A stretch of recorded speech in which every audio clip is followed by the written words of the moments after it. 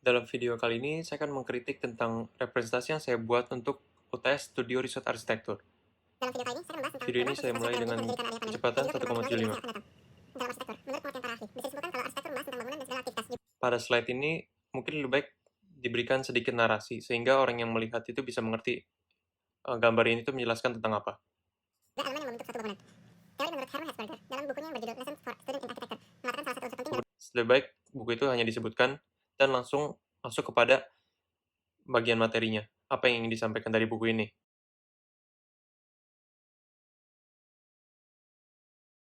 bangunan ruang kelas adalah dimensi dan artikulasi sebuah ruangan.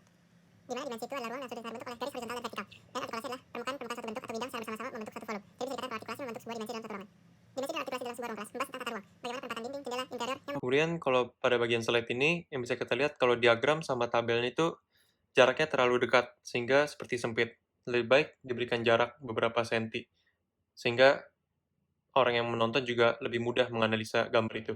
mempengaruhi keefektivitasan sebuah ruang belajar. Tetapi fungsi spasial dalam sebuah ruang kelas itu menjadi berubah karena adanya pandemi yang berbahaya bagi manusia, dan pada akhirnya membuat manusia terpaksa untuk melakukan physical distancing untuk mencegah penyebaran penyakit. Pada bagian slide ini, mungkin penggunaan font itu diselaraskan, misalnya ingin menggunakan kapital pada bagian awal ataupun tidak sama sekali, seperti judul dan isi yang berbeda pada slide ini. Terlihat jelas. Tapi menurut Jose Manuel mengatakan kalau penggunaan spasial efektif untuk pembelajaran adalah tatap muka atau secara langsung, bila dibandingkan dengan online learning. Jadi permasalahan yang muncul adalah bagaimana cara melakukan pembelajaran tatap muka langsung di situasi pandemi ataupun di masa yang akan datang. Teori menurut Barrett dikatakan kalau dalam sebuah ruangan harus memiliki tiga aspek penting. Karena Pada bagian slide ini, mungkin yang bisa kita lihat adalah penggunaan jenis font yang berbeda. Seperti bagian isinya, naturalness, individualization, simulation itu menggunakan jenis font yang berbeda dari judul dan subjudulnya. Jadi lebih baik penggunaan font itu diselaraskan, tipe fontnya. mempengaruhi kelancaran pembelajaran, yaitu elemen natural, tata ruang, dan interior. Yang pertama, pemanfaatan elemen natural terhadap ruang. Bagaimana orientasi sebuah bangunan untuk mendapatkan pemanfaatan cahaya yang baik. Kemudian, volume satu ruangan yang besar dan dibutuhkan ventilasi untuk sirkulasi udara sehingga menciptakan kualitas udara yang baik. Dan temperatur satu ruangan yang bisa diatur dengan penggunaan naungan eksterior. Secara bersamaan, tidak menghalangi vista atau pandangan terhadap area luar. Dan yang terakhir adalah bagaimana penyusunan tata ruang kelas untuk pembelajaran yang efektif. Tetapi, bagaimana kalau metode pembelajaran di sekolah akan berubah di masa depan karena adanya pandemi ini? Nah, pada bagian ini, kalau dari slide sebelumnya mungkin ada what if juga, yang tulisannya menggunakan tulisan berwarna merah juga, mungkin lebih baik diberikan nomor, seperti untuk membahas what if yang pertama, what if yang kedua, dan what if yang berikutnya. Sehingga yang melihat juga mengerti kalau itu tuh what if yang berbeda. Sebelumnya, murid melakukan pembelajaran langsung atau tatap muka, di mana pembelajaran masih berpusat pada guru, seperti siswa mendengarkan gurunya menjelaskan dalam durasi yang cukup lama. Tetapi, bagaimana kalau pembelajaran di masa yang akan datang akan berubah menjadi pembelajaran yang bersifat lebih mandiri atau berpusat pada siswa, di mana siswa hanya melakukan riset secara mandiri dan guru hanya bertugas untuk menjadi mentor bagi muridnya. Ditambah dengan perubahan teknologi di masa yang akan datang, yang bisa membantu orang untuk melakukan physical distancing. Penggunaan ruang dalam sekolah akan berubah karena perkembangan teknologi dan pandemi ini.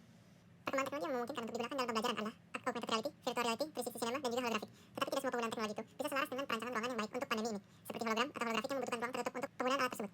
Penggunaan ruang Ini what if yang ketiga, seharusnya diberikan penomoran yang ketiga. Ingin membahas tentang problematik yang ketiga. spasial dalam teknologi itu dibagi menjadi dua, di mana penggunaan ruang teknologi bisa menyatu dengan elemen natural, dan ada juga yang tidak bisa menyatu dengan elemen natural. Yang pertama, penggunaan ruang teknologi yang bisa menyatu dengan elemen natural. Itu bisa Penggunaan warna dalam diagram ini membuat tulisan combined space itu kurang terlihat karena penggunaan warna hijau tua. Mungkin seharusnya lebih baik digunakan warna hijau yang lebih muda, lebih terang.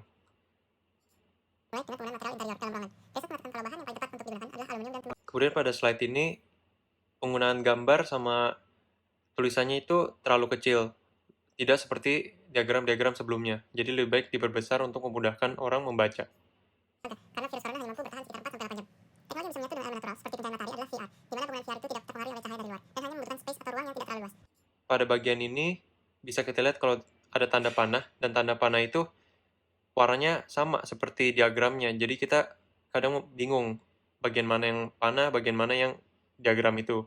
Jadi mungkin lebih baik penggunaan tanda panah itu bisa kita bedakan dengan ketebalannya, ataupun penggunaan warna yang lain seperti warna merah untuk menjelaskan kalau itu bukan bagian dari diagramnya, hanya untuk menunjukkan bagian apa yang ingin dijelaskan. Sehingga masing-masing orang bisa mempunyai tempat dan alat masing-masing yang bagus untuk melakukan physical distancing. Yang kedua adalah penggunaan ruang teknologi yang tidak bisa menyatu dengan elemen natural, seperti penggunaan mesin hologram yang tidak bisa terlihat secara jelas karena adanya paparan sinar atau cahaya matahari dari luar, sehingga membutuhkan ruangan yang tertutup. Perencanaan yang tepat adalah dengan menggunakan ventilasi mekanik untuk sirkulasi udara yang baik, penggunaan material aluminium ataupun tembaga untuk memperlemah kehadiran virus, dan semi indoor pada bagian luar ruangan tertutup tersebut, sehingga rancangan ini masih mempunyai kualitas Ini sama seperti sebelumnya, penggunaan warna arrow yang sama seperti diagramnya membuat kita sulit melihatnya. ruang terbuka yang baik di masa pandemi ini. Presiden bisa dijadikan contoh adalah Energy Academic Europe. Rancangan sekolah ini bisa menghadirkan kualitas ruang luar untuk natural elemen, seperti pemaparan cahaya yang baik, akses terhadap tumbuhan untuk kualitas udara yang baik, dengan bangunan yang sebelumnya tertutup. Bagaimana sekolah ini merancang lorong untuk penghubung antar ruang yang luas, dan memanfaatkan elemen natural seperti cahaya matahari untuk penerang ruangan, cahaya matahari untuk penghematan energi listrik, dan pada bagian ini bisa kita lihat kalau slide timing-nya itu terlalu cepat. Jadi kayak sebelum orang bisa mengerti atau membaca apa yang ada dalam slide tersebut, udah di next. Jadi kayak apa sih yang baru dibahas gitu. Jadi kayak orang susah memahami, jadi harus balik lagi ke slide awalnya. Jadi lebih baik mungkin slide timing-nya itu diberikan kepada penontonnya kayak untuk menganalisis gambar apa itu terlebih dahulu, baru next. Jadi diberikan jeda. Animasi yang akan datang adalah bagaimana cara merancang sebuah ruangan dengan tata ruang yang baik, melakukan Kemudian pada bagian sini ada bagian yang terpotong pada tulisan disinfektan chamber-nya. physical distance atau membatasi sebuah ruangan dengan kapasitas orang yang terbatas, sirkulasi udara yang baik, menyediakan alat higienis seperti disinfektan